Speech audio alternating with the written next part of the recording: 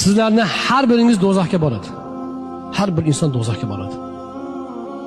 Kana ala robbika hatman maqdiya. Bu hukmi aniq, uzil kesil hal qilingan ish.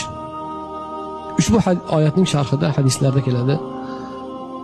Hamma do'zaxga borsa, unda jannatga borish, jannatiylar qanaqa holat bo'ldi? Jannatiylarga azob beriladimi desa yo'q.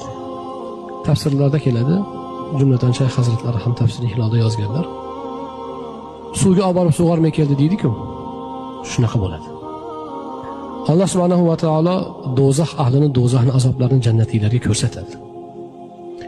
Sizlar Allohning marhamati bilan, iymon, islom, solih amallar bilan o'tdinglar, jannatga ketyapsizlar. Agar shundoq bo'lmaganda mana bu joy bo'lar edi. Joyinglar. Ko'rib qo'yinglar deb ularga ko'rsatib qo'yiladi. Toki jannatdagi ne'matlarning qadriga ko'proq yetsin. Yana ham ko'proq anglashni uchun.